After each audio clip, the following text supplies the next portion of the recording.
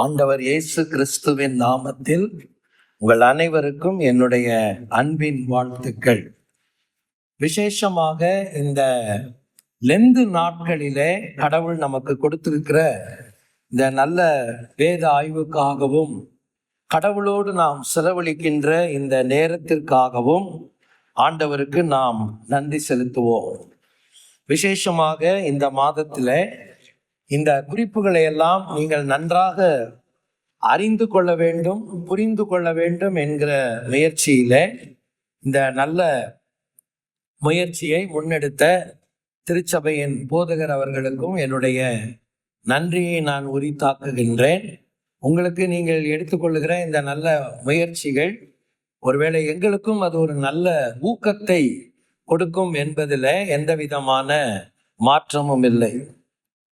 Lent காலங்கள் என்கிற ஒரு விசேஷித்த நாட்களிலே நாம் இந்த நாட்களிலே வந்திருக்கிறோம். பாரம்பரிய திருச்சபைகளில் மட்டுமே சில நேரங்களில் இந்த நாட்கள் விசேஷித்தவைகளாக எண்ணப்படுகிறது. பல பெந்தேகோஸ்தே திருச்சபைகளிலே நான் அறிந்த வகையில பலருக்கு இப்படி ஒரு காலங்கள் இருப்பதே அவர்களுக்கு தெரியாது. ஆனால் சமீபத்தில் நான் கவனிக்கிறேன், பல திருச்சபைகள், பெந்தேகோஸ்தே திருச்சபைகளும் கூட இந்த காலங்களை குறித்த ஒரு உணர்வை அவர்கள் பெற்றிருக்கிறார்கள். சிலர் அந்த நாட்களை அவர்கள் அனுசரிக்கிறார்கள்.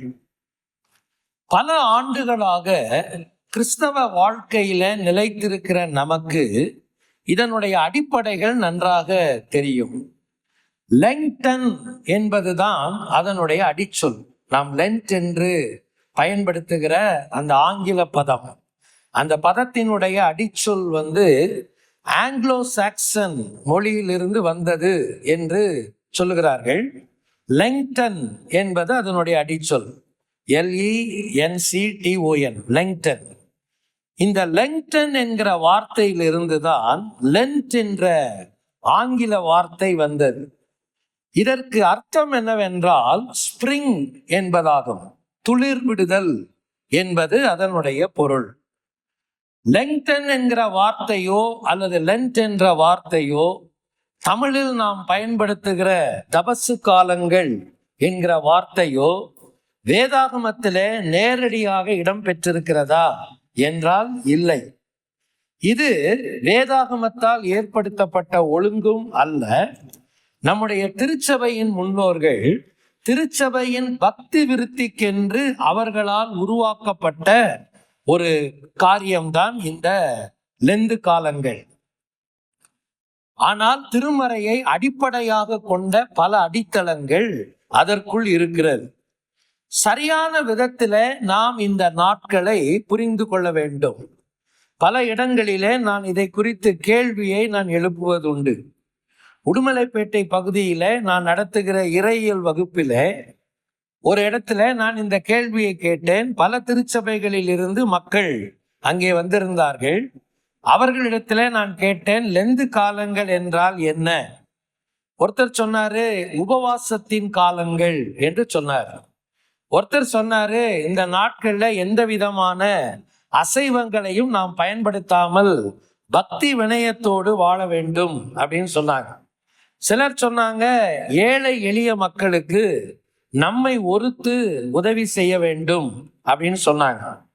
சொல்ற விஷயங்கள் அல்லது சொன்ன விஷயங்கள் எல்லாம் தவறு என்று சொல்லுவதற்கு அல்ல. ஆனால் அடிப்படை புரிதலோடு அவைகள் புரிந்து கொள்ளப்படுமானால் அது நலமானது. ஏனென்றால் நம்முடைய திருச்சபை எதற்காக இந்த ஒழுங்கை கொண்டு வந்தது? இப்படி நாம் இப்பொழுது பார்க்கிறோம். எல்லா மரங்களிலிருந்தும் இலைகள் உதிர்வதை நாம் பார்க்கிறோம். இலை உதிர்காலம் என்று நாம் சொல்லுகிறோம். திரும்பவும் அடுத்த காலங்களுக்குள்ளே நாம் பிரவேசிப்போம். அதுதான் வசந்த காலங்கள், இல்லையா? ஒவ்வொரு கிறிஸ்தவனுடைய வாழ்க்கையிலும் இப்படிப்பட்ட ஒரு ஆவிக்குரிய வசந்த காலங்கள் இருக்க வேண்டும் என்பதற்குத்தான் இந்த காலங்கள் ஏற்படுத்தப்பட்டது. ஆனால் நாம் தவறுதலாக அதை ஒரு சடங்காக்கி விட்டோம் என்பதுதான் மிக வேதனையானது. எதற்காக 40 நாட்கள்? இயேசு கிறிஸ்துவினுடைய முன்மாதிரி. அவர் 40 நாட்கள் உபவாசம் இருந்து ஜெபித்தார். அதனாலதான் உபவாசத்தையும் நாட்களையும் நாம் அங்கிருந்து எடுத்துக்கொண்டோம். எதற்காக நாம் இயேசு கிறிஸ்துவின் பாடும் மரணத்தை இந்த நாட்களிலே தியானிக்க வேண்டும் என்று திருச்சபை நிர்ணயித்தது? எதற்குமே ஒரு மையம் இருக்க வேண்டும். எப்படி இந்த விஷயத்தை தொடர்வது என்றால் அதற்கு ஒரு மையம் இருந்தால் நலமாக இருக்கும். எனவேதான் கிறிஸ்துவின் பாடு மரணம் என்கிற ஒரு மையத்தை திருச்சபையின் முன்னோர்கள் கொண்டு வந்தார்கள். நாமும் அதை தவறுதலாக பயன்படுத்தி விட்டோம். நாம் என்ன செய்கிறோம்? இந்த 40 நாட்களும் இயேசு கிறிஸ்து பட்ட பாடுகளுக்காகவும் மரணத்திற்காகவும் பரிதபித்து கொண்டிருக்கிறோம். இது மிக தவறான காரியம். அவருடைய பாடுகளுக்காக நாம் பரிதபிப்பதற்காக அல்லது துக்கப்படுவதற்காக அவர் சிலுவையில் மரிக்கவில்லை. அவர் மரித்தார், 3ஆம் நாளில் உயிர் தெழுந்தார். இன்றைக்கும் அவர் உயிரோடு இருக்கிறார். என்ன செய்ய வேண்டும்? நான் எனக்காக துக்கப்பட வேண்டும். இதுதான் இந்த காலங்கள். கிறிஸ்துவின் பாடுகள் எதற்காக? கிறிஸ்துவின் மரணம் எதற்காக? இதை நான் யோசித்து பார்ப்பேன் என்றால் அதற்கு கிடைக்கிற பதில் என்ன? என்னுடைய பாவத்தின் நிமித்தமே இயேசு இந்த அவல நிலையை ஏற்றுக்கொண்டார். எனவே நான் எதற்காக துக்கப்பட வேண்டும்? என்னுடைய வாழ்க்கையை ஆராய்ந்து பார்த்து ஆண்டவருக்கு வேதனை உண்டாக்கும் வழிகள் என்னுடைய வாழ்க்கையிலே இருக்குமானால் அதை நினைத்து நான் மனம் வருந்தி கடவுள் பக்கமாக திரும்ப வேண்டும். இதுதான் இந்த காலங்களினுடைய மையம். ஆனால் நாம் வேறு எங்கேயோ திசை திரும்பி விட்டோம். அதற்குத்தான் இந்த சுய ஒடுக்கங்கள். ஏன் நாம் 40 நாட்கள் அசைவம் சாப்பிடாமல் இருப்பது நல்லது என்று சொல்லுகிறோம்? சில நல்ல விஷயங்களை எல்லாம் நாம் செய்ய வேண்டாம் என்று தவிர்க்கிறோம் என்றால் நம்முடைய சிந்தையை ஒருமுகப்படுத்தி நம்முடைய சுய ஆய்வை தனிப்பட்ட விதத்திலும் குடும்பத்திலும் திருச்சபையாகவும் நிறைவேற்றுவதற்கு இது ஏற்ற காலங்கள். அதற்கு தான் தொடங்கும் போதே அது என்ன புதன் என்று தொடங்குகிறோம்? சாம்பல் புதன். ஏன் அதற்கு சாம்பல் புதன், ஆஷ் வெட்னஸ்டே என்று நாம் சொல்லுகிறோம்? துக்கத்தின் ஒரு புதன்கிழமையாகத்தான் அதை தொடங்குகிறோம். உண்மையிலேயே சாம்பல் என்கிற வார்த்தைக்கு பின்னால் இருக்கிற அர்த்தம் என்னவென்றால், பழைய ஏற்பாட்டிலே இஸ்ரவேல் மக்களும் இஸ்ரவேல் நாட்டை சுற்றி இருந்த மக்களும் கூட அன்றைய கலாச்சாரமே அவர்களுடைய மனோ துக்கத்தை, சரீர பிரகாரமான துக்கத்தை வெளிப்படுத்துவதற்கு அவர்கள் கையாண்ட ஒரு வெளிப்புறமான அடையாளம்தான் சாம்பலை மேலே போட்டுக்கொள்வது. நீங்க யோபுவில் இருந்து தொடங்கலாம். யோபு ஆபிரகாமின் சமகாலத்தவராகவோ அல்லது அதற்கு முந்தினவராகவோ கூட இருக்கலாம் என்று வேத ஆய்வாளர்கள் கருதுகிறார்கள். யோபு என்ன செய்தார்? தனக்கு ஒரு துக்கம் வந்தபோது 1ஆம் அதிகாரத்துல நாம் என்ன வாசிக்கிறோம்? ஒரு ஓட்டை எடுத்து சுரண்டி கொண்டு எங்கே உட்கார்ந்தார்? சாம்பலில் உட்கார்ந்தார் என்று வாசிக்கிறோம். நினிவே பட்டணத்தார், இப்ப நம்ம படிக்க போற யோனால 3ஆம் அதிகாரத்துல யோனாவின் வார்த்தை அவர்களுக்கு போன போது அவர்கள் இதயத்திலே குத்தப்பட்டவர்களாகி தங்கள் வாழ்க்கைக்காக மனம் வருந்திய போது அதை எப்படி அவர்கள் வெளிப்படுத்தினார்கள்? ரெட்டுடுத்தி சாம்பலில் உட்கார்ந்தார்கள். ஏனென்றால் சாம்பல் துக்கத்தை வெளிப்படுத்தும் ஒரு அடையாளமாக இருந்தது. 2 சாமுவேலின் புத்தகம் 13ஆம் அதிகாரத்தில நீங்கள் படிக்கலாம். தாவீதுக்கு இருந்த அநேக மனைவிகள். அவனுக்கு இருந்த ஒரு மனைவிக்கு ஒரு மகள் இருந்தால், இன்னொரு மனைவிக்கு இருந்த மகன் அம்னோன். அம்னோன் என்கிற இன்னொரு மனைவியின் மகன் இன்னொரு மனைவியின் மகளாகிய தாமார் என்பவளை சகோதரி என்றும் பார்க்காமல் அவளை அவன் கற்பழித்து போட்டான். அந்த துக்கத்தை வெளிப்படுத்துவதற்கு அந்த பெண் என்ன செய்தாள்? தன்மேல் சாம்பலை போட்டுக்கொண்டு அவள் தெருவிலே அலறிக்கொண்டு போனாள் என்று திருமறையிலே வாசிக்கிறோம். எனவேதான் ஏசாயா தீர்க்க தரிசன புத்தகத்திலே நாம் வாசிக்கிறோம், சாம்பலுக்கு பதிலாக சிங்காரத்தையும் என்று ஆண்டவர் சொல்லுகிறதை நீங்கள் கவனிக்கலாம். எனவேதான் சாம்பல் புதன் என்று நாம் அதை தொடங்குகிறோம். காரணம் என்ன? இந்த நாட்கள் என்னுடைய வாழ்க்கைக்காக நான் ஆராய்ந்து பார்த்து என்னுடைய பொல்லாத வழிகளை விட்டு மனம் திரும்புவதற்கேதுவான ஒரு துக்கத்தின் நாட்களாக இருக்க வேண்டும். இயேசு கிறிஸ்து பாடுபட்டதற்காக நான் துக்கப்பட வேண்டிய அவசியம் இல்லை. என்னுடைய துக்கங்களைத்தான் அவர் சிலுவையிலே சுமந்து முடித்திருக்கிறார். எனவே அர்த்தமுள்ள ஒன்றாக, பொருள் உள்ள ஒன்றாக இந்த காலங்கள் மாற வேண்டும். அப்பொழுதுதான் உண்மையிலேயே இந்த காலங்களை நாம் என்ன காலங்கள் என்று சொல்ல முடியும்? லெந்து காலங்கள். துளிர்விடும் அனுபவம் எனக்கு இருக்க வேண்டும். என் பழைய இயல்புகளை நான் களைந்து விட்டு புதிய கடவுளுடைய இயல்புகளினால் என் வாழ்க்கையை நிறைத்து கொள்ளுகிற காலங்களாக இந்த காலங்கள் இருக்க வேண்டும். நம்முடைய ஆராதனைகள் அதற்காகத்தான் இந்த நாட்கள்ல பார்த்தீங்கன்னா திருச்சபைகள்ல விசேஷித்த கூட்டங்கள் எல்லாம் நடத்துவது உண்டு. அதுவும் ஒரு திசை மாறின விஷயமாகவே நான் பார்க்கிறேன். அது வேறு திசைக்கு போய்விட்டது. உண்மையிலேயே பொருள் உள்ள ஒன்றாக நாம் இந்த காலங்களை அனுசரிக்கிறோமா? வெறுமனே உபவாசங்கள் இருப்பது, வெறுமனே நாம் சில சுய கட்டுப்பாடுகளை வகுத்து கொள்வது, இவைகள் எல்லாம் கடவுளுக்கு ஏற்ற விதமாக இருக்காது. அப்படி என்றால் இந்த காலங்களை நாம் என்ன சொல்லலாம்? இதற்கு ஒரு தலைப்பை நாம் கொடுக்க வேண்டும் என்றால், இது ஒரு புதிதாகுதலின் காலங்கள் அப்படிதான் நம்ம சொல்லணும், இல்லையா? என்னுடைய ஆவிக்குரிய வாழ்க்கையிலே ஒரு புதிதாகுதலின் காலங்களாக இந்த காலங்களை நான் மனதிலே நிலைநிறுத்தி புதிதாகுதலின் வாழ்வுக்கு நான் என்னை அர்ப்பணிக்க வேண்டும். அதைத்தான் இந்த நாட்களிலே நான் மிக தெளிவாக நிறைவேற்ற வேண்டும். அதற்கு உதவி செய்கிற ஒரு வாழ்க்கை என்னவென்றால் மனம் திரும்புதலின் வாழ்க்கை. நாம் என்ன நினைத்து விடுகிறோம் பல நேரங்களிலே? மனம் திரும்புதல் என்பது ஏதோ ஒரு நாளின் அனுபவம் என்று நாம் நினைக்கிறோம். பலர் சாட்சி சொல்றதை நீங்க கேட்டிருக்கலாம். இத்தனாவது வருஷம், இத்தனாவது மாதம், இத்தனாம் தேதியிலே நான் மீட்க ரட்சிப்பின் அனுபவத்தை பெற்றேன் அப்படின்னு சொல்றதெல்லாம் நம்ம கேட்டிருக்கிறோம். அது ஒரு நாள் அனுபவம் அல்ல, என் வாழ்நாள் முழுவதும் தொடர வேண்டிய ஒரு அனுபவம். மனம் திரும்புதலை ஒரு நாளில் ஒருவேளை நான் துவங்கி இருக்கலாம், அதற்கு துவக்கம் என்ற ஒன்று இருக்கலாம். அதே நேரத்திலே அதற்கு கட்டாயம் என்ன இருக்க வேண்டும்? ஒரு தொடர்ச்சி இருக்க வேண்டும். மனம் திரும்புதலுக்கு தொடர்ச்சி இருந்தால்தான் ஒரு நாள் நான் வாழ்க்கையை முடிக்கும் போதோ அல்லது ஆண்டவர் இந்த உலகத்திலே வரும்போதோ அந்த மனம் திரும்புதல் என்கிற வாழ்க்கை சரியான ஒரு முடிவை அது பெற்றுக்கொள்ளும். எல்லா காரியத்திற்குமே என்ன இருக்கிறது? ஒரு துவக்கம் இருக்கிறது, ஒரு தொடர்ச்சி இருக்கிறது, ஒரு முடிவு இருக்கிறது. மனம் திரும்புதலின் வாழ்க்கைக்கும் ஒரு துவக்கம் நம்முடைய வாழ்க்கையில இருக்கிறது. கட்டாயம் அதற்கு என்ன இருக்க வேண்டும்? ஒரு தொடர்ச்சி இருக்க வேண்டும். தொடர்ச்சி இல்லாமல் போனால் அதனுடைய முடிவு பொருள் உள்ளதாக இருக்காது.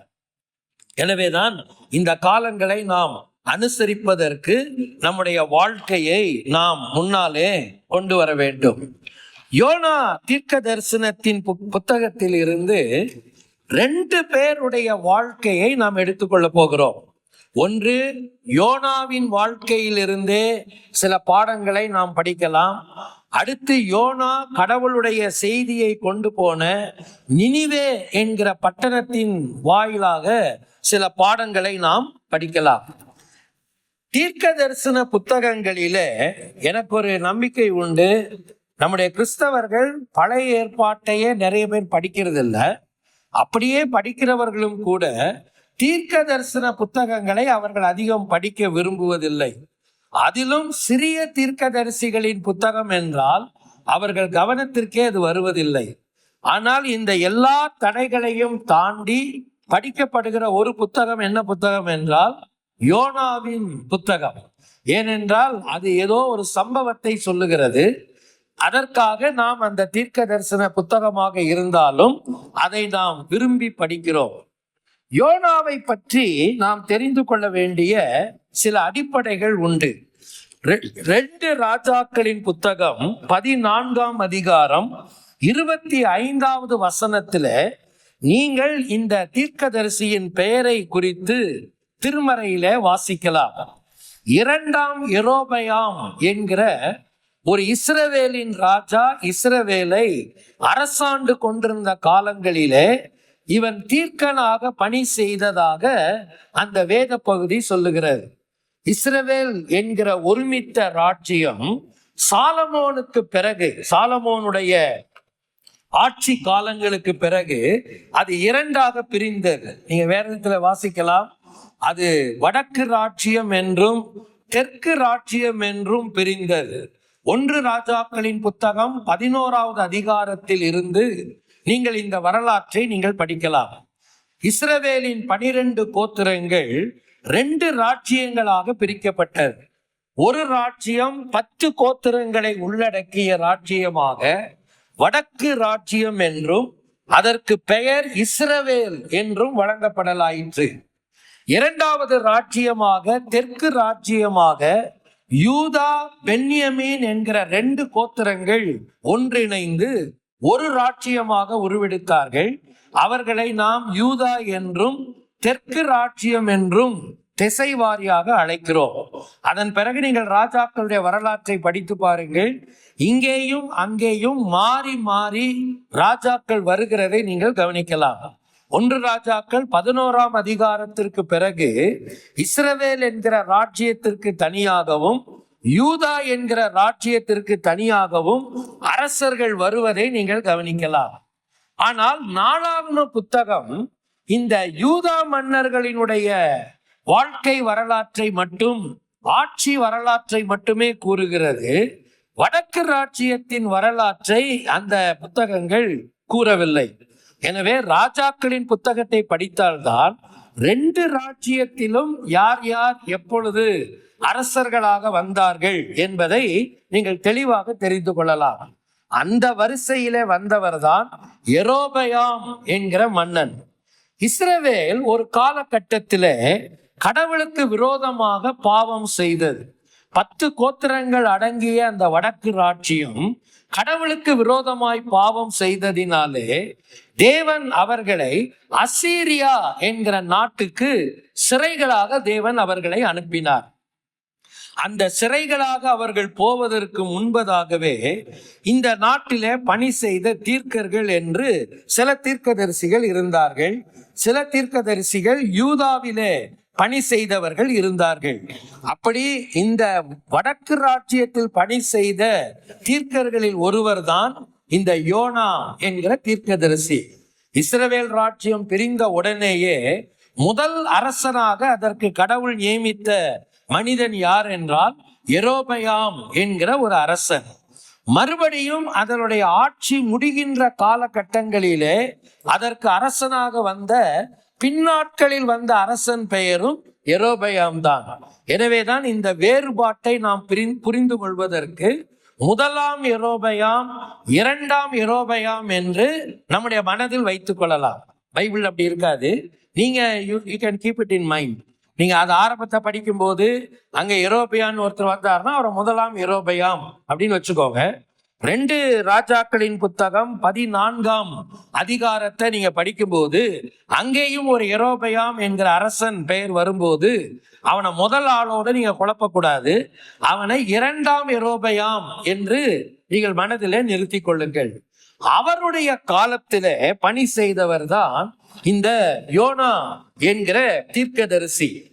இவருடைய காலங்களை வேத ஆய்வாளர்கள் 2 விதங்களிலே சொல்லுகிறார்கள். ஒரு சிலர் சொல்றாங்க கிமு 790க்கு பிறகு 700கள் வரைக்கும் உள்ள காலகட்டங்களிலே ஊழியம் செய்தவர். இந்த புத்தகமும் அப்பொழுதுதான் எழுதப்பட்டிருக்க வேண்டும் என்று சொல்றாங்க. சில பேர் கிமு 800கள்ல இருந்து 780 வரைக்கும் உள்ள காலகட்டங்களிலே இவர் இந்த புத்தகத்தை எழுதியிருக்கணும் அப்படின்னு சொல்றாங்க.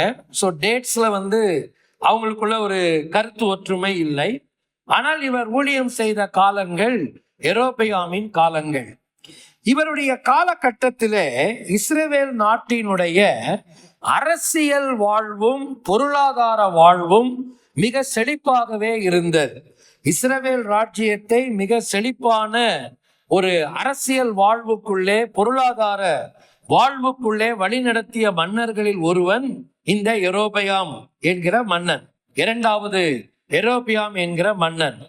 ஆனால் அந்த நாட்களில் எல்லாம் இஸ்ரவேலுக்கும் யூதாவுக்கும் அருகாமையில் இருந்த பல சிறிய நாடுகளுக்கும் ஒரு பெரிய சிம்ம சொப்பனமாகவும் அறைகூவலாகவும் இருந்த பேரரசுகளில் ஒன்றுதான் அசீரிய சாம்ராஜ்யம்.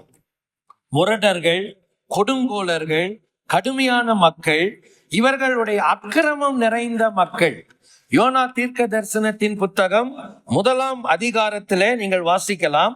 2வது வசனத்திலே, நீ எழுந்து மகா நகரமாகிய நினிவேக்கு போய் அதற்கு விரோதமாக பிரசங்கி, அவர்களுடைய அக்கிரமம் என் சமூகத்தில் வந்து எட்டினது. ஆண்டவர் சொல்லுகிற ஒரு வார்த்தை, அதற்கு விரோதமாக பிரசங்கி என்று சொல்லி ஆண்டவர் யோனாவுக்கு கட்டளையிட்டார். யோனாவுக்கு அந்த நாட்டுக்கு என்ன சம்பந்தம்? ஒரு சம்பந்தமும் கிடையாது. ஒருவேளை சமய ரீதியாகவோ அல்லது அரசியல் ரீதியாகவோ பொருளாதார ரீதியாகவோ எந்த தொடர்புமே கிடையாது. அசீரியர்கள் விக்கிரக ஆராதனைக்காரர்கள், ஜீவனுள்ள தேவனை அறியாதவர்கள், ஒழுக்கமற்ற முரட்டாட்டம் உள்ள கொடுங்கோலர்கள். அதனாலதான் பைபிள்ல வாசிக்கிறோம், அவர்களுடைய அக்கிரமம் என் சமூகத்தில் வந்து எட்டினது என்று ஆண்டவர் அவர்களை குறித்து கூறுவதை நாம் பார்க்கிறோம். ஆனால் நம்முடைய ஆண்டவர் உலகத்தின் சகல ராஜ்யங்களையும் கட்டுப்படுத்துகிறவர். எல்லா தலைவர்கள் மேலும், ராஜ்யங்களின் மேலும், அதிகாரங்களின் மேலும் அவர் அதிகாரம் உள்ளவர். எனவேதான் ஆண்டவர் அந்த நாட்டின் மேலும் தமது அதிகாரத்தை நிலைநாட்டும்படியாக யோனாவுக்கு இந்த வார்த்தையை சொன்னார். நீ போய் அதற்கு விரோதமாக பிரசங்கி. என்ன பிரசங்கிக்க சொன்னாரு? அவர் என்ன பிரசங்கிக்க சொன்னார் என்கிற வார்த்தை 1ஆம் அதிகாரத்தில் இல்லை. அதில் போய் பிரசங்கின்னு சொல்லிட்டாரு, பிரசங்கிக்க வேண்டிய வார்த்தைகளையும் சொல்லிட்டாரு. ஆனா முதல் அதிகாரத்திலே அது இடம்பெறவில்லை. ஆனா நமக்கு தெரியும், கிறிஸ்தவ பின்னணியில் இருக்கிற நம்ம எல்லாருக்கும் இந்த சம்பவம் தெரியும்.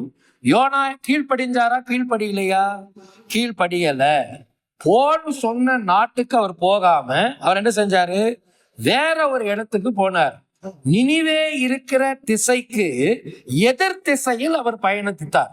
நினிவே எந்த திசையில இருக்குதோ அந்த திசைக்கு எதிர் திசையில் அவர் ஒரு கப்பல்ல ஏறி அவர் பிரயாணித்தார் என்பதை நீங்கள் புரிந்து கொள்ள வேண்டும். எதற்காக இப்படி செய்தார் என்றால் பைபிள்ல அதை பத்தி விளக்கங்கள் சொல்லப்படவில்லை.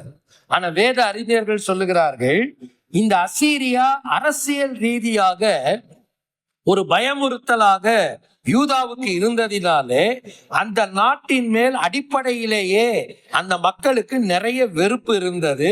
ஊழியன் என்கிற முறையிலே தன்னுடைய தேசத்தின் மேல் இருந்த பற்றுதலினாலே யோனாவுக்கு அந்த மக்களை பிடிக்காது.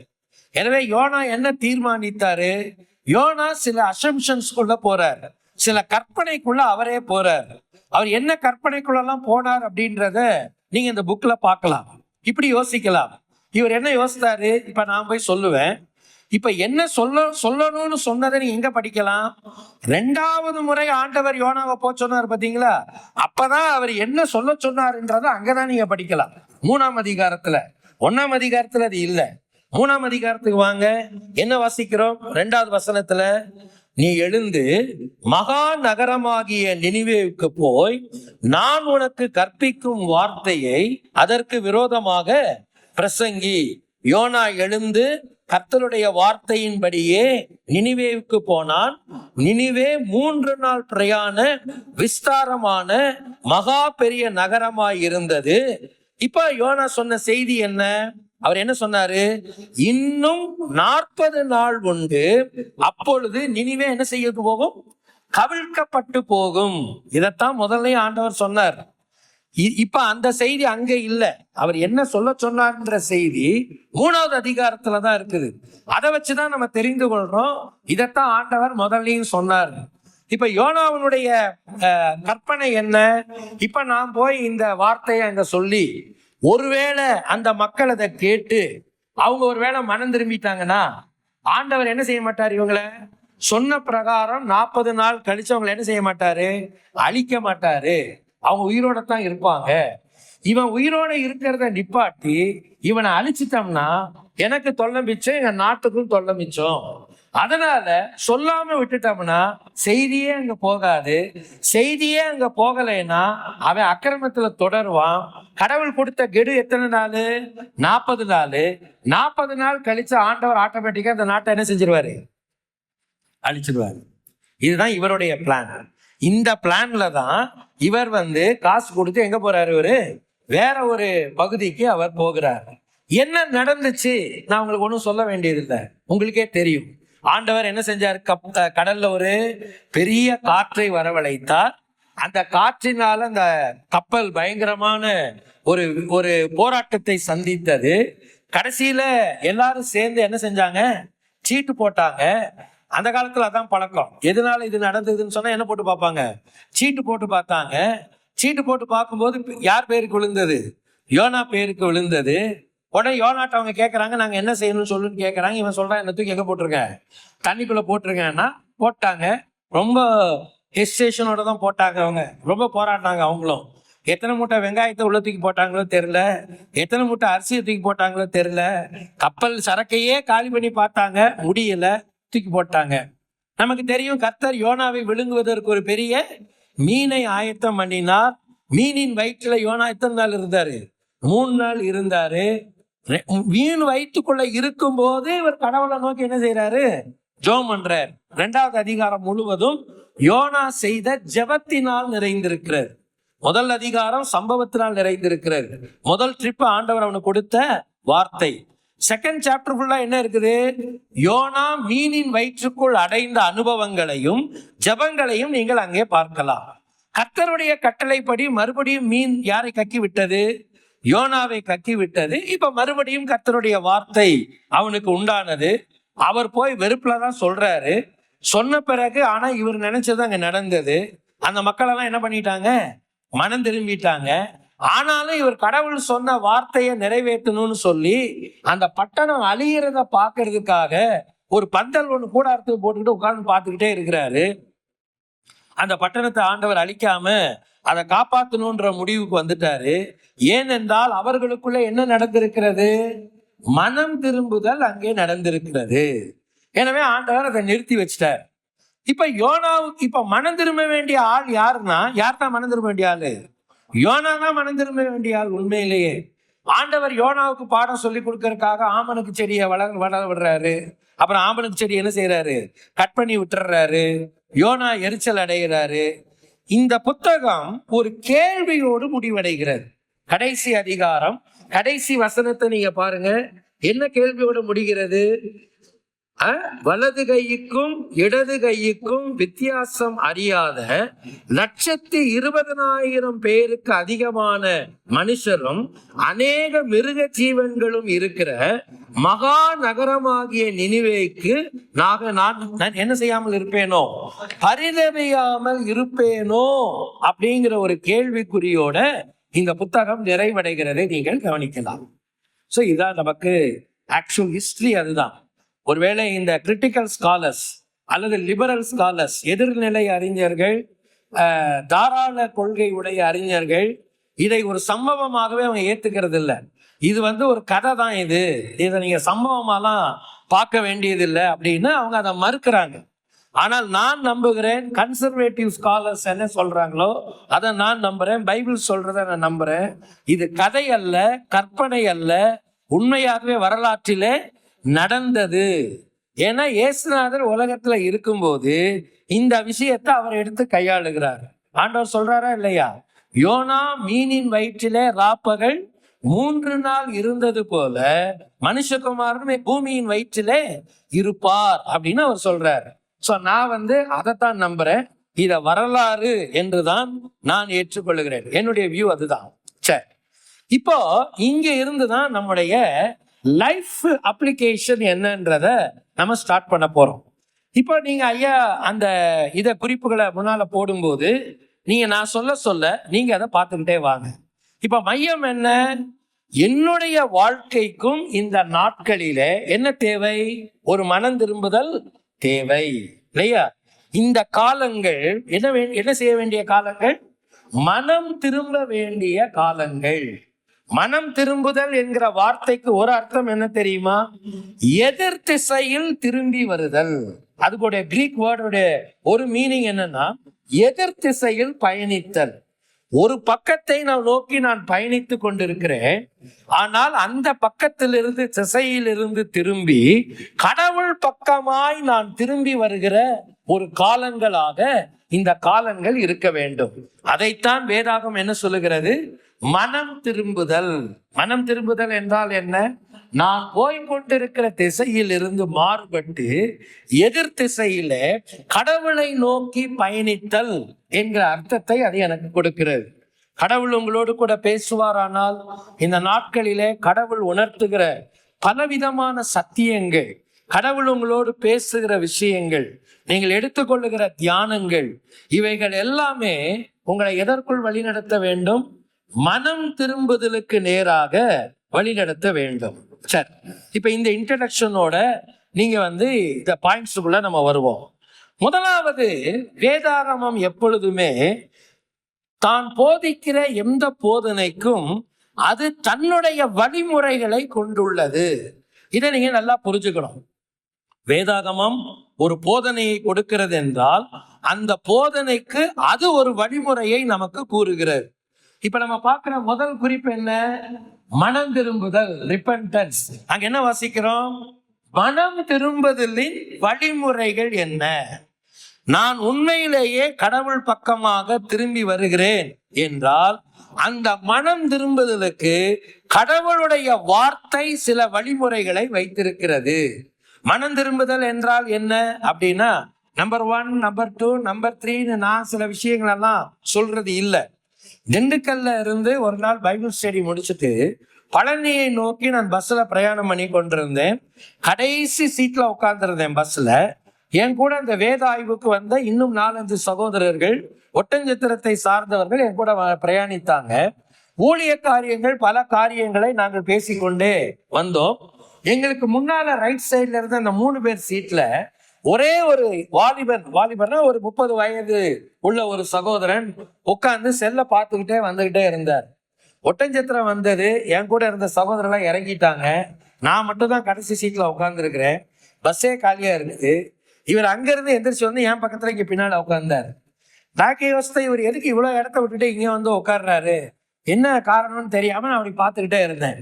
அவர் சொன்னார், சார் உங்கள்கிட்ட வந்து பேசலாமான்னு கேட்டார். தாராளமா பேசலாம் அப்படின்னு. அவர் சொன்னாரு, சார் நான் ஒரு இஸ்லாமியன். இவ்வளவு நேரம் நீங்க பேசிக்கொண்டிருந்த எல்லா காரியங்களையும் நான் கேட்டுக்கொண்டே இருந்தேன். நாங்க இந்த ஊழியத்தை பத்தி, வேத ஆய்வை பத்தி சில விஷயங்களை பேசிட்டு இருந்தோம். அவர் சொன்னாரு, நீங்க பேசிட்டு இருந்ததெல்லாம் நான் கேட்டுட்டு இருந்தேன். எனக்கும் இந்த இயேசு கிறிஸ்துவை குறித்து அறிந்து கொள்வதற்கு நான் ஆவல் உள்ளவனாக இருக்கிறேன். எங்களுடைய இஸ்லாமிய முறைப்படி ஒரு மனிதன் இஸ்லாமியனாக வாழ்ந்து சரியாக தன் கடமையை முடிக்க வேண்டும் என்றால் அவன் 5 கடமைகளை என்ன செய்ய வேண்டும்? நிறைவேற்ற வேண்டும் அப்படின்னு 1, 2, 3 வரிசையா சொன்னார். சொல்லிட்டு அவர் கூடவே சொன்னாரு, நான் திருமணமானவன். திருச்சியில இருக்கிற ஜாய் அலுகாஸ் என்கிற மிகப்பெரிய நகை கடையில நான் வேலை பார்க்கிறேன். என்னுடைய மனைவி பிள்ளைகள் எல்லாம் பாலக்காட்டுல இருக்கிறாங்க. இப்ப என்னுடைய வாராந்திர அந்த லீவுக்காக நான் வீட்டுக்கு போயிட்டு இருக்கிறேயா. சோ போற வழியில தான் இப்ப நான் உங்களை சந்திக்கிறேன். நான் ஒரு கிறிஸ்தவன் ஆக வேண்டும் என்றால் நீங்க எனக்கு சொல்லுங்க, நாங்க செய்யற மாதிரி வாட் இஸ் 1, 2, 3 அப்படின்னு கேட்டாரு. நான் சொன்னேன், தம்பி அப்படி ஒண்ணுமே எங்களுக்கு இல்லை அப்படின்னு நான் சொன்னேன். அப்படி எங்களுக்கு ஒண்ணுமே இல்லப்பா. என்ன சார் சொல்றீங்க? நீ எங்கேயும் போக வேண்டியதில்லை, நீ எதையும் செய்ய வேண்டியதில்லை, அது செய்யணும் இது செய்யணும், அந்த கடமை இந்த கடமைன்னு ஒண்ணுமே கிடையாது. அவனுக்கு நான் சிம்பிளா சொன்னேன், கர்த்தராகிய இயேசு கிறிஸ்துவை உன்னுடைய பாவங்களுக்காக மரித்து உயிர்த்த இரட்சகர் என்று நம்பி இந்த பஸ்ல உட்கார்ந்து இருக்கிற இந்த நிமிஷத்துல அவரை உன் இரட்சகராக நீ ஏற்றுக்கொள்வாயானால் அவர் உன் உள்ளத்தில் வருவார், உன் பாவங்களை மன்னிப்பார், நீ கடவுளுடைய பிள்ளையாய் மாறலாம். அவ்வளவுதானே சார்? அவ்வளவுதான்ப்பா, அதான் பைபிள் சொல்லு. அவனுக்கு ரொம்ப சந்தோஷம். சார் நான் பின்னால எப்பயாவது உங்களோட தொடர்பு கொள்ளலாமா? தாராளமா நீ தொடர்பு கொள்ளலாம், என் போன் நம்பர் அவனுக்கு கொடுத்து. அப்போ மனம் திரும்புதல் என்றால் என்ன அப்படின்னு வரும்போது, கிறிஸ்தவனாகிய நான் அதை எப்படி சிந்திப்பது? புறஜாதி மனிதனுக்கு நான் அந்த வார்த்தையை சொன்னேன். அப்ப என் வாழ்க்கையில இந்த காலத்துல எப்படி நடக்கிறது? நான் அதுக்குதான் இந்த பாயிண்ட்ஸ் உங்களுக்கு கீழே சப் பாயிண்ட்ஸா நான் கொடுத்திருக்கிறேன். முதல் காரியம் என்ன? மனம் திரும்புதலில் கடவுள் வைத்திருக்கிற முதல் அடிப்படை என்ன? நீங்க உங்களுக்கு வார்த்தை தெரியுது இல்லையா? என்ன வார்த்தை சொல்லுது? இறை வார்த்தையால் உணர்வடைதல். இதுதான் ஒரு ப்ராப்பரான மனம் திரும்புதலை இந்த நாட்கள்ல உங்களுக்குள்ள உருவாக்கும். யோனா போய் என்ன செய்தாரு?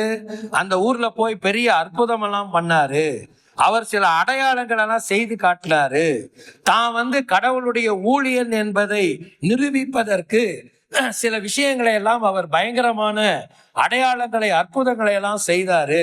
அதையெல்லாம் பார்த்து மெய்மறந்த அந்த மக்கள் உடனே நாங்க என்ன செய்யணும்னு கேட்டாங்க. அப்படிலாம் பைபிள்ல வாசிக்கல. என்ன வாசிக்கிறீங்க? இப்ப வாங்க 3வது அதிகாரத்துக்கு. 3வது அதிகாரம் என்ன சொல்லுகிறது? நாம் குறிப்பிட்டிருக்கிற வசனங்கள். யோனா நகரத்தில் பிரவேசித்து ஒரு நாள் பிரயாணம் பண்ணி இன்னும் 40 நாள் உண்டு. அப்பொழுது நினிவே பட்டணம் என்ன செய்து போகும்? கவிழ்க்கப்பட்டு போகும் என்று சொன்னான். அடுத்த வசனத்துல எப்படி வாசிக்கிறோம்னா, அப்பொழுது நினிவேயில் இருக்கிற ஜனங்கள் தேவனை விசுவாசித்து, அப்படிங்கிற வார்த்தைக்கு அர்த்தம் என்ன தெரியுமா?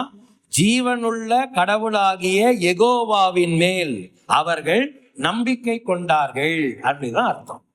அதான் அதுக்கு அர்த்தம். ஜீவனுள்ள கடவுளாகிய யெகோவாவின் மேல் அவர்கள் என்ன கொண்டார்கள்? நம்பிக்கை கொண்டார்கள். அப்படின்னா இந்த நாட்கள்ல மெய்யான ஒரு மனம் திரும்புதல் நம்முடைய வாழ்க்கையில நிறைவேறணும்னா, யோனாக கொண்டு போய் யாருடைய வார்த்தையை சொன்னாரு? கடவுளுடைய வார்த்தையை தானே சொன்னாரு. கடவுளுடைய வார்த்தை தானே அவங்க வாழ்க்கையில மாற்றத்தை கொண்டு வர்றதுக்கு அடிப்படையா இருந்தது. அப்படின்னா எனக்கும் இன்னைக்கு வாழ்க்கையில மாற்றங்கள் வரணும்னா, மனம் திரும்புதல் வரணும்னா எதனால நான் உணர்வடையணும்? சொல்லுங்க. கடவுளுடைய வார்த்தை இல்லையா? தேவனுடைய வார்த்தையே மனம் திரும்புதலுக்கான வழிமுறையில மிக சிறப்பான பங்கை ஆற்றுகிறது. அதனாலதான் நம்ம சொல்றோம், இந்த நாட்கள்ல உட்கார்ந்து அதிகமா வேதத்தை என்ன செய்யுங்க? படிங்க, தியானம் பண்ணுங்க. வாழ்க்கையை கடவுளுக்கு நேரா திருப்புறதுக்கு கடவுளுடைய வார்த்தையை மூலதனமாக்குங்கள். இரண்டாவது என்ன சொல்லுகிறது? நீங்க பாத்தீங்கன்னா, இறைவனுக்கு ஏற்ற துக்கம். மனம் திரும்புதலின் வழிமுறையில முதல் வழிமுறை என்னவென்றால் இறை வார்த்தையால் உணர்வடைதல் இல்லையா? என்னுடைய கன்விக்ஷன் கடவுளுடைய வார்த்தையின் மூலமா வரணும். இரண்டாவது அது எதன் மூலமா வரணும்? எப்படி வெளிப்படணும்? இறைவனுக்கு ஏற்ற துக்கம். இந்த வார்த்தையெல்லாம் கேட்ட உடனே அடுத்த வார்த்தை என்ன வருது தெரியுங்களா? 3ஆம் அதிகாரம் 6வது வசனத்தை நீங்க பாருங்க. இந்த செய்தி நினிவேவின் ராஜாவுக்கு எட்டின போது அவன் தன் சிங்காசனத்தை விட்டு எழுந்து தான் உடுத்தி இருந்த உடுப்பை கலற்றி போட்டு ரெட்டை உடுத்தி கொண்டு எங்க உட்கார்ந்தாரு? ரெட்டுனா என்னது? ரொம்ப சிம்பிளான மீனிங், சாக்கு துணி. இப்ப திருவி வில்லியம் ரொம்ப அழகா சொல்லுது. ரெட்டுனா என்னது? ஒரு சணல் நூல் வஸ்திரம், ஒரு எளிமையான வஸ்திரம். ரெட்டை உடுத்தி கொண்டு தன்னுடைய ராஜ வஸ்திரங்களை எல்லாம் களைந்து விட்டு அவர் எதை போட்டுக்கிட்டாரு? ரெட்டை உடுத்தி கொண்டு எங்க உட்கார்ந்தாரு? அவரு சாம்பலில் உட்கார்ந்தார். இதை எல்லாத்துக்கும் சொன்னார். யாரும் 3 நாளைக்கு என்ன செய்யக்கூடாது? என்ன செய்யக்கூடாது? சாப்பிடக்கூடாது. தண்ணி கூட என்ன செய்யக்கூடாது? குடிக்க கூடாது. மனிதர்கள் மட்டும் இல்ல, இதை யாரும் செய்யக்கூடாது, மிருகங்களும் செய்யக்கூடாதுன்ட்டார். மிருகங்களுக்கு கூட நீங்க என்ன செய்யக்கூடாது? தண்ணி என்ன செய்யக்கூடாது? கொடுக்க கூடாது அப்படின்னு சொல்லிட்டார். அப்ப அவங்க ரெட்டை உடுத்துதல், சாம்பலில் உட்காருதல், இந்த வார்த்தையெல்லாம் நமக்கு என்ன சொல்லி கொடுக்குதுன்னா, அவர்கள் இறைவனிடத்தில் வைத்த விசுவாசத்தையும் அதற்கு அவர்கள் அடைந்த ஆழ்ந்த துக்கம். மனம் திரும்புதல் எப்பவுமே எதை உள்ளடக்கி இருக்க வேண்டும்? கடவுளுக்கேற்ற துக்கம். இன்னைக்கு அதுதான் வழிமுறை. டேக் இட் ஈஸிங்கிற பாலிசியில நீங்க வரக்கூடாது. நான் செய்த தவறுக்காக, நான் தவறின இடங்களுக்காக உண்மையிலேயே ஒரு ஆழ்ந்த மனோ துக்கம் என் வாழ்க்கையிலே வர வேண்டும். அதனாலதான் தாவீது இப்படி பாடினார். 51ஆம் சங்கீதத்தை பாவம் செய்து பாவ அறிக்கையாக பாடின போது தாவீது என்ன பண்ணாரு? தேவரீர் நொறுங்குண்டதும் நறுங்குண்டதுமான இருதயத்தை புறக்கணி. இல்லையா? நான் எப்பவுமே அடிக்கடி சொல்வேன், என்னுடைய பிரசங்கத்தில் நான் சொல்றது உண்டு, எங்கே நொறுங்குதல் இல்லையோ அங்கே மனம் திரும்புதல் இருக்காது. எங்கே யாருடைய வாழ்க்கையிலே மனம் நொறுங்குதல் இல்லையோ அங்க என்ன இருக்காது? உண்மையான மனம் திரும்புதல் இருக்காது. கொரிந்திய சபை வீழ்ச்சி அடைந்து மறுபடியும் கடவுளுக்குள் அவர்கள் உயிர்ப்பிக்கப்பட்ட போது பவுல் இதைத்தான் சொல்றார், உங்க மனம் திரும்புதெல்லாம் நான் ஏத்துக்கிட்டேன்னு சொல்றேன். 2 கொரிந்தியர் 7ஆம் அதிகாரத்திற்கு உங்கள் கவனத்தை நீங்கள் திருப்புங்கள். 2 கொரிந்தியர் 7ஆம் அதிகாரம் என்ன வாசிக்கிறோம் பாருங்க. 7ஆம் அதிகாரத்துல பின்வாங்கி போன திருச்சபை மறுபடியும் கடவுளுக்குள் வந்த போது பவுல் அவங்கள பார்த்து என்ன சொல்றாரு? 9வது 10வது வசனத்தை என் கூட சேர்ந்து வாசிங்க பார்க்கலாம். இப்பொழுது சந்தோஷப்படுகிறேன், நீங்கள் துக்கப்பட்டதற்காக அல்ல, மனம் திரும்புகிறதற்கு ஏதுவாக துக்கப்பட்டதற்காகவே சந்தோஷப்படுகிறேன். நீங்கள் ஒன்றிலும் எங்களால் நஷ்டப்படாதபடிக்கு தேவனுக்கேற்ற துக்கம் அடைந்தீர்களே. இந்த கடைசி வரியை கவனிச்சீங்களா? என்ன துக்கம் அடைந்தீர்கள்? அடுத்த வசனத்துக்கு வாங்க. தேவனுக்கேற்ற துக்கம், பின்பு மனஸ்தாபப்படுகிறதற்கு இடமில்லாமல் ரட்சிப்புக்கு ஏதுவான மனம் திரும்புதலை உண்டாக்குகிறது. லௌகீக துக்கமோ? அது என்னது லௌகீக துக்கம்?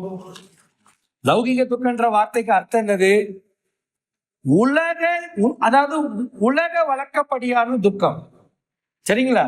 உலக வழக்கப்படியான துக்கம் என்னன்னா, அந்த நேரத்துல அந்த விஷயத்த ரொம்ப சீரியஸா நினைப்பாங்க, அப்புறம் அவ்வளவுதான் விட்டுருவாங்க. ஆனா தேவனுக்கேற்ற துக்கம் என்பது என்ன கொண்டு வருகிறது? ஆழ்ந்த மனம் திரும்புதல். மனம் திரும்புதலின் வழி இந்த நாட்களில் எப்படி இருக்கணும் உங்கள் வாழ்க்கையில? ஒன்று, அது எதனால வரணும்? தேவனுடைய வார்த்தையினால. 2வது, அது எதனால வரணும்? தேவனுக்கேற்ற துக்கம். கடவுள் உங்களை உணர்த்துகிற காரியத்திற்காக ஆழ்ந்த துக்கத்தை வெளிப்படுத்துங்கள். கடவுள் இடத்துல சொல்லுங்க, ஆமாண்டவரே நான் செஞ்சது தப்பு. இளையகுமாரன் என்ன சொன்னா? நான் அப்பாட்ட போய் என்ன சொல்ல போறேன்? தகப்பனே, எதற்கு விரோதமாக? உமக்கு விரோதமாகவும் பரத்துக்கு விரோதமாகவும், பரத்துக்கு விரோதம் உமக்கு விரோதமாகும். உங்களுக்கே குழப்பமாயி போச்சா? அவருடைய ஜெபம் என்னவா இருந்தது? அவருடைய விண்ணப்பம் என்னவா இருந்தது? முதல்ல யாருக்கு விரோதமாக? பரத்துக்கு விரோதமாக. இல்லையா? பரத்துக்கு விரோதமாகவும் உமக்கு விரோதமாகவும் நான் பாவம் செய்தேன். உம்முடைய குமாரன் என்று சொல்லுவதற்கு நான் என்னல்ல, பாத்திரங்கள். ஆழ்ந்த துக்கம். இதுதாங்க துக்கப்படணும். இயேசுநாதரை சிலுவையில் அடிச்சுட்டாங்களே, உதச்சிட்டாங்களே, சாட்டையில அடிச்சாங்க, ரத்தம் வந்துச்சு, இதுக்கெல்லாம் நீங்க வருத்தப்பட வேண்டிய அவசியம் இல்லை. அவர் அதுக்காக தான் வந்தார் உலகத்துல. ஆனா நீங்க துக்கப்பட வேண்டியது இதுக்காக தான். எருசலேமின் குமாரத்திகளே, நீங்கள் எனக்காக அழாமல் உங்களுக்காகவும், அதை மறக்கவே கூடாது. 3வது, இறைவனிடத்தில் மனம் திரும்புதலின் வழிமுறைகள் என்ன இருக்குதுன்னா, இந்த உணர்வும் இந்த துக்கமும் யாரிடத்தில் உங்களை திருப்ப வேண்டும்? இறைவனிடத்தில் திரும்பி வருதல். இது எல்லாமே உங்களை யார்கிட்ட வழி நடத்தணும்? கடவுள்கிட்ட வழி நடத்தணும். கடவுள்கிட்ட நீங்க திரும்பி வரணும். இல்லையா? இங்க என்ன வாசிக்கிறோம் நம்ம? இப்ப நம்ம ஒரு வார்த்தை வாசித்தோம்ல, 3ஆம் அதிகாரத்துல 8வது வசனத்துல நம்ம என்ன படிச்சோம்? மேல, அதுக்கு மேல நீங்க பாருங்க, நம்ம என்ன வாசிக்கிறோம்? நம்ம அவர்கள் வந்து தேவனை விசுவாசித்து, முதல் வார்த்தை என்னது? 5வது வசனத்துல என்ன வாசிக்கிறோம்? தேவனை விசுவாசித்து. 8வது வசனத்துல பாருங்க, மனுஷரும் மிருகங்களும் ரெட்டினால் மூடிக்கொண்டு யாரை நோக்கி? தேவனை நோக்கி உரத்த சத்தமாய் கூப்பிடவும். சோ இந்த லெந்து காலங்கள் எப்படி ஒரு ஆவிக்குரிய ஒரு வசந்த காலங்களாக என் வாழ்க்கையில் அமைய முடியும் என்றால், அது மனம் திரும்புதலை அடிப்படையாக கொண்டிருக்க வேண்டும். அந்த மனம் திரும்புதலுக்கு என்ன வழிமுறைகள் எல்லாம் இருக்க வேண்டும் என்றால், 1, இறை வார்த்தையால் உணர்வடைதல். 2வது என்ன நடக்கணும்? இறைவனுக்கேற்ற துக்கம் எனக்குள்ள இருக்கணும். 3வது, நான் யாரிடத்துல திரும்பி வரணும்? கடவுளிடத்தில் திரும்பி வரணும். ஆண்டவர் பக்கமாய் என் வாழ்க்கையை திருப்ப வேண்டும். திரும்பவும் அந்த காரியம் என் வாழ்க்கையில நடக்காமல் இருப்பதற்கு அதுதான் சரியான வழிமுறை. ஆண்டவர்கிட்ட சொல்லுவோமா, ஆண்டவரே இந்த நாட்கள் அந்த உண்மையான மனம் திரும்புதலை எனக்கு தார். சரி, ரெண்டாவது காரியத்துக்கு செகண்ட் பாயிண்ட் என்ன? மனம் திரும்புதலில் உத்தம நிலை. நீங்க உண்மையிலேயே கடவுள் பக்கமாக இந்த நாட்களிலே நீங்களும் நானும் திரும்பி வருகிறோம் என்றால் அதில் ஒரு உத்தம நிலைப்பாடு உங்களுக்கு எனக்கு இருக்கணும். நம்முடைய மனம் திரும்புதலில் ஒரு போலியான மனம் திரும்புதல் இருக்கக்கூடாது. மனம் திரும்புதலில் உத்தமத்தை தேவன் எதிர்பார்க்கிறார். சரிங்களா? எப்படி என்னுடைய உத்தமமான மனநிலையை நான் நிரூபிப்பது? முதலாவது, மனம் திரும்புதலில் என்ன இருக்கக்கூடாது? என்ன இருக்கக்கூடாது? இந்த வார்த்தையை படிங்க. என்ன இருக்கக்கூடாது?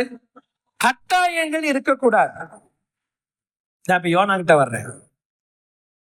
யோனா திரும்ப எந்திரிச்சு போனார்ல கடவுளுடைய வார்த்தையை சொல்றதுக்கு. இவர் மனம் திரும்பிதான் போனாரா இல்ல கட்டாயத்துல போனாரான்னு கேட்டா, என்ன கேட்டா அவர் எப்படிதான் போயிருக்கிறாரு? ஆமா, போலன்னு சொன்னாதான் தூக்கி மீன் வயிற்றுக்குள்ள போட்டாரு. அது ஏதோ புண்ணியத்துக்கு காப்பாத்தி விட்டாரு, வேற வழி இல்லை. என்ன செஞ்சுதாங்கணும் சொல்லுங்க? போய்த்தா. ஒருபோதும் தேவன் உன்னுடைய மனம் திரும்புதலில் எதை எதிர்பார்க்கவில்லை? கட்டாயத்தை எதிர்பார்க்கவில்லை. செஞ்சது தப்பு தானே? யோனா செஞ்சது தப்பு தானே? 1ஆம் அதிகாரத்துல என்ன வாசிக்கிறோம்? கர்த்தருடைய சந்நிதியை விட்டு விலகி அப்படின்னு வாசிக்கிறோமா இல்லையா? ஒரு ஊழியக்காரரு தேவனுடைய சமூகத்தை விட்டுட்டு வேற எங்கேயாவது போய் ஒரு வேலையை செய்யணும்னு நினைக்கிறது எவ்வளவு பெரிய தப்பு. அப்ப இப்ப திரும்பவும் அவர் கடவுளுடைய வேலையை செய்ய வரும்போது அவருக்கு இடையில என்னதான் இருந்தது? கட்டாயங்கள் இருந்தது. நிறைய நேரத்துல நம்முடைய வாழ்க்கையில ஏன் மனம் திரும்புதல் அது சரியான விதத்துல ஒளிர அல்லது அது விழுற முடியவில்லை என்றால், நிறைய நேரத்துல அங்க என்ன இருக்குது? வேற வழி இல்லை. என்ன செய்யறது? கட்டாயங்களோடு வராதீர்கள். கட்டாயங்களோடு வராதீர்கள். அது கடவுள் விரும்புகிற வண்ணமாக இருக்க வேண்டும் என்றால் அங்க என்ன இருக்கக்கூடாது? கட்டாயங்கள் இருக்கக்கூடாது, இல்லையா? இரண்டாவது, உங்களுடைய மனம் திரும்புதலின் உத்தம நிலை என்னவாக இருக்க வேண்டும்? கடவுளின் விருப்பத்தை எதிர்க்க கூடாது. நீங்க உண்மையிலே மனம் திரும்பி இருக்கீங்கன்னா, இப்ப கடவுளுடைய விருப்பம் என்ன? கடவுளுடைய விருப்பம் என்னன்னா, நினிவே பட்டணத்து மக்கள் இந்த எச்சரிப்பை கேட்டு அவங்க என்ன செஞ்சிடணும்? மனம் திரும்பிடணும். கடவுளுடைய எதிர்பார்ப்பதான். மனம் திரும்பிட்டாங்கன்னா நான் அவங்களை என்ன செய்ய மாட்டாங்க? அழிக்காம இருக்கலாமே. மனம் திரும்பினா அழிவுதான். மனம் திரும்பிட்டாங்கன்னா அழிக்காம இருக்கலாமே. இது கடவுளுடைய விருப்பம். ஆனா யோனாவின் விருப்பம் என்ன சொல்லுங்க? 4ஆம் அதிகாரம், இப்ப அந்த வசனம் நான் போட்டிருக்கேன், நீங்க பைபிள்லையும் பார்க்கலாம். 4ஆம் அதிகாரம் முதல் 4 வசனத்துல பாருங்க. இது யோனாவுக்கு மிகவும் எப்படி இருந்தது? நீங்க கீழே இருக்கிற வசனம் நீங்களே படிச்சுக்க. கடவுளுக்கு விருப்பமாய் இருக்கிற காரியங்கள் யோனாவுக்கு எப்படி இருந்தது? மனம் திரும்புதலின் உத்தம நிலை என்ன தெரியுமா? உங்களுடைய மனம் திரும்புதல் ஏதோ ஒரு கட்டாயங்கள் இருக்கக்கூடாது. என்ன பண்றது, வேற வழி இல்லை, பண்ணித்தான் ஆகணும். கடவுள் அதை எதிர்பார்க்கவே இல்லை. இரண்டாவது, உங்களுடைய மனம் திரும்புதல் என்ன இருக்கக்கூடாது? கடவுளுடைய விருப்பத்திற்கு எதிர்நிலை இருக்கக்கூடாது. கடவுள் எதை விரும்புகிறாரோ அதை உங்க விருப்பத்தை தூக்கி எரிஞ்சிட்டு அந்த விருப்பத்தை அங்க வச்சுக்கணும். இப்ப யோனாவுக்கு என்ன, அவனுக்கு அவங்க மேல கசப்பு இருந்ததை நான் தப்புன்னு சொல்லல. அவங்க நாட்டுக்கு விரோதிகளான ஒரு மக்கள், தேசத்தின் எதிரிகளை அவன் வெறுத்ததுல ஒரு ஹியூமன் ரீசன் இஸ் தட், அது இருக்கதான் செய்யுது. ஆனால் கடவுளுடைய விருப்பம் அது இல்லைன்னு சொன்னா என்னுடைய விருப்பமும் அப்படி இருக்கக்கூடாது, இல்லையா? உங்களுடைய மனம் திரும்புதல்ல என்ன விருப்பம் தான் நிறைவேறணும்? கடவுளுடைய விருப்பங்கள் மட்டுமே நிறைவேறணும். இந்த கடவுளுடைய விருப்பங்கள் மட்டுமே நிறைவேறணும்னா என்னுடைய சொந்த விருப்பங்கள் நிறைய என்ன செய்யப்படணும்? கைவிடப்படணும், இல்லையா? மனித உறவுகளிலேயே கடவுள் உங்களை என்ன விருப்பத்தை மனித உறவுகள்ல விரும்புறாருன்னு பாருங்க. அந்த மனித உறவுகள்ல உங்களுக்கு அது விருப்பம் இல்லாம இருக்கலாம். ஆனால் நீங்கள் எதை ஏற்றுக்கொள்ள வேண்டும்? கடவுளுடைய விருப்பத்தை ஏற்று நீங்கள் அந்த காரியத்தை செய்ய வேண்டும். மூணாவது, கடவுளுடைய வல்லமையில் உணர்வற்றிருக்க கூடாது. பாயிண்ட கவனிச்சீங்களா? மனம் திரும்புதலின் உத்தம நிலையில் இருக்கிறவன் கட்டாயங்களோடு கடவுளிடத்தில் வரமாட்டான், கடவுளின் விருப்பத்தை எதிர்த்து நிற்க மாட்டான். மூன்றாவது, கடவுளின் வல்லமையில் என்ன இல்லாம இருக்க மாட்டான். இதுக்குதான் கீழே சில வார்த்தையெல்லாம் கொடுத்துருக்கேன், புரியுதா உங்களுக்கு?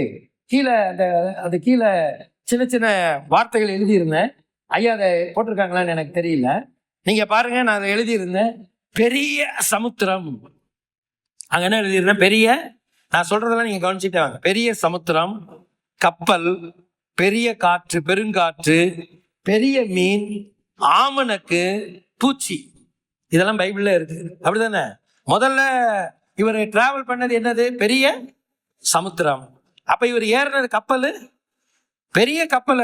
அது என்னன்னா பிரயாணிகளையும் மற்ற அந்த சாமான்களையும் கூட, லக்கேஜை கூட அது ஏற்றிக்கிட்டு போற அளவுக்கு அது ஒரு பெரிய கப்பல். அப்புறம் ஆண்டவர் அனுப்பின காத்து எப்படி காற்று? பெரிய காற்று. பைபிள்ல தானே வாசிக்கிறோம், கர்த்தர் பெருங்காற்றை சமுத்திரத்தின் மேல் வரவிட்டார்னு வாசிக்கிறோமா?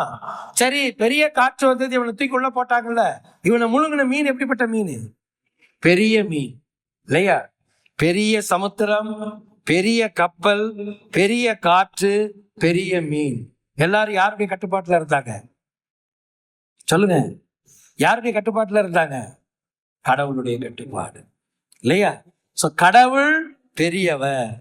பெரிய சமுத்திரத்தின் மேலோ, பெரிய கப்பலின் மேலோ, பெரும் காற்றின் மேலோ, பெரிய மீனின் மேலோ அவர் வல்லமை உள்ளவர்.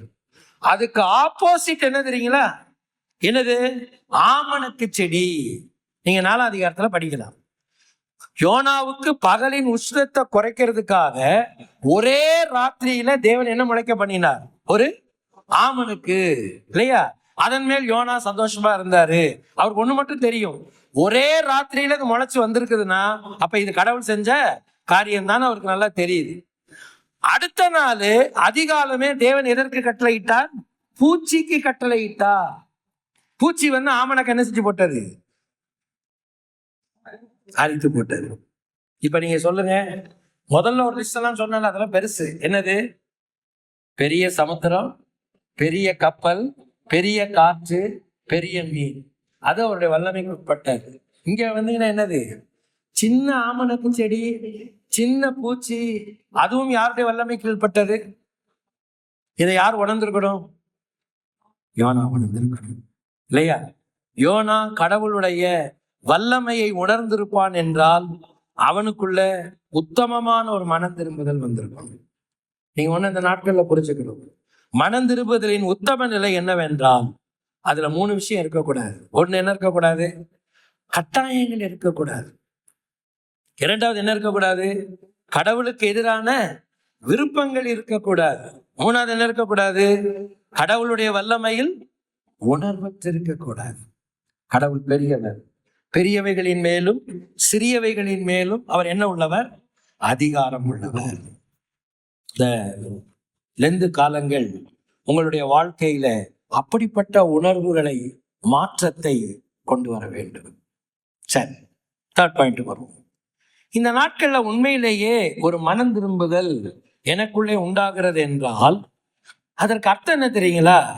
மனம் திரும்புதலில் இறை கட்டுப்பாடு. என்னுடைய மனம் திரும்புதலின் வாழ்க்கை உண்மையானதாக இருக்குமானால் அது யாருடைய கட்டுப்பாட்டுல இருக்கும்? கடவுளின் கட்டுப்பாட்டின் கீழ் இயங்கும். அதுதான் உண்மையான ரிபெண்டன்ஸ். சரியான மனம் திரும்புதல் என்றால் என்ன? கடவுளின் கட்டுப்பாட்டின் கீழ் என்னுடைய வாழ்க்கை, என்னுடைய மனம் திரும்புதலின் வாழ்க்கை இயங்க வேண்டும். இவ்வளவு நாள் என்னுடைய கட்டுப்பாடு வெளியில இருந்தது. இப்போ என்னுடைய வாழ்க்கையின் முழு கட்டுப்பாடுகளும் கடவுளுக்குள் வந்துவிட வேண்டும். அதுதான் உண்மையிலேயே that is the mark of true repentance. சரி, என்ன கட்டுப்பாடு வரணும்? முதல்ல உணர்ச்சிகள். நீங்க இங்க பார்க்கலாம், முதல்ல என்ன வரணும்? சத்தமா சொல்லுங்க. உணர்ச்சிகள். யோனாவினுடைய எமோஷன்ஸை நீங்க அங்க பார்க்கலாம். நான் இந்த வார்த்தையெல்லாம் ஐயா போட்டிருக்காங்க, நான் சொன்ன வார்த்தையெல்லாம். முதல்ல யோனாவுக்கு என்ன வந்தது? முதல் வசனத்துல என்ன வந்தது? விசனமாய் கடும் கோபம் இல்லையா? அது யோனாவுக்கு என்னவா இருந்தது? விசனமாய் இருந்தது. அவனுக்கு என்ன வந்தது? கடும் கோபம் அப்படிங்கிற வார்த்தை வருதா? அதுக்கப்புறம் என்ன வந்தது? விசனம். அதுக்கப்புறம் என்ன வந்தது? 4வது வசனத்துல எரிச்சல். இதெல்லாம் என்னது? நம்முடைய உணர்ச்சிகள் தானே. அப்போ இந்த என்னென்ன காரியம்? கடும் கோபம், விசனம், எரிச்சல். இந்த உணர்ச்சிகள் எல்லாம் எனக்குள்ள, மனிதனுக்குள்ள இருக்கிறது இயல்பு தானே. ஆனா மனம் திரும்புவதற்குள்ள வரும்போது இந்த உணர்ச்சிகள் எல்லாம் யாரால் கட்டுப்படுத்த வேண்டும்? கடவுளால் கட்டுப்படுத்தப்பட வேண்டும். அதுக்கு தான் தூய ஆவியானவரின் நிறைவு. நம்ம கொஞ்சம் இப்ப ரொம்ப தப்பா புரிஞ்சுட்டோம் தூய ஆவியானவரை. பரிசுத்த ஆவியானவர்னாவே ஆட்டம் போடுறதுங்கிற நிலைமைக்கு வந்துட்டோம். நம்ம அப்படிதான் புரிஞ்சு வச்சிருக்கோம். கொஞ்சம் சத்தம் போடணும், கொஞ்சம் ஆட்டம் போடணும், நிறைய மியூசிக் எல்லாம் போடணும், மெய்மறந்து இருக்கணும்னு தான் நினைக்கிறோம். ஆனா ரியல் மீனிங் என்னன்னா, உன்னுடைய எமோஷன்ஸ், உன்னுடைய சரீர உணர்ச்சிகள் எல்லாம் யாருடைய கட்டுப்பாட்டுக்குள் இருக்க வேண்டும்? எனக்கு கடும் கோபம் வர்றது மனுஷிக்கிட்ட இருக்கதான் செய்யும். கோபமே வராதுன்னு நான் சொல்ல முடியாது. व्यसனங்கள் இருக்குது, எரிச்சல்கள் வரத்தான் செய்யுது. ஆனால் வரும்போதெல்லாம் அது யாருடைய கட்டுப்பாட்டின் கீழே இருக்கணும்? ஆவியின் கட்டுப்பாட்டில். அடுத்து என்னது? 6வது வசனத்துல சந்தோஷம். எதுக்கு சந்தோஷம் வந்துச்சு இவருக்கு? ஆமணக்கு செடி முளைச்சு வந்துச்சு பாத்தீங்களா? அது ஒரு சந்தோஷம். ஆனா அந்த சந்தோஷம் நிலைச்சிருந்ததா? இல்ல, இல்லையா? எப்ப ஆமணக்கு செடி காணாம போச்சோ எதுவும் காணாம போயிருச்சு, சந்தோஷமும் காணாம போயிருச்சு. இதை நல்லா நம்ம யோசிக்கலாம். தயவுசெய்து யோசிக்க. என்னுடைய மனம் திரும்புதல் இறை கட்டுப்பாட்டில் இயங்க வேண்டும். இல்லைன்னா இந்த 40 நாளும் சடங்கு தான். நம்ம என்ன பெருமையா சொல்லிக்கலாம், 40 நாள் எங்க வீட்டுல நாங்க அசைவமே சாப்பிடல, பூவே வைக்கல, அல்லது நாங்க இப்படியெல்லாம் கட்டுப்பாடோட இருந்தோம் சொல்லிக்கலாம். வேஸ்ட். அதான் செய்யுங்க, கண்டிப்பா செய்யுங்க. ஆனால் இதெல்லாம் நடக்கணும் இல்லையா? என் உணர்ச்சிகள் இறை ஆவியின் கட்டுப்பாட்டுக்குள்ளே கொண்டு வரப்படுவதற்கு நான் கற்றுக்கொள்ள வேண்டும். கலாத்தியர் 5ஆம் அதிகாரத்துல பவுல் சொல்றாரு, நீங்கள் ஆவியினால் நடத்தப்படுவீர்களானால் தேவனுடைய புத்திரராயிருப்பீர்கள். என்ன சொல்றாரு? ஆவியினால் நடத்தப்படுவீர்களானால் யாருடைய புத்திரரா இருப்பீங்க? கடவுளுக்கு ஏற்ற வாழ்க்கையை உங்களால் வாழ முடியும். இல்லைன்னா உங்களால கடவுளுக்கு ஏற்ற வாழ்க்கைய வாழ முடியாது. 5ஆம் அதிகாரத்துக்கு நீங்க வாங்க. நம்ம என்ன வாசிக்கிறோம்?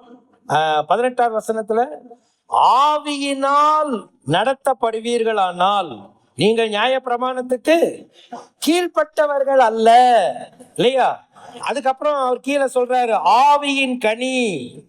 25வது வசனத்துல பாருங்க, ஆவியினாலே பிழைத்திருந்தால் ஆவிக்கேற்றபடி நடக்கவும் கடவோம்.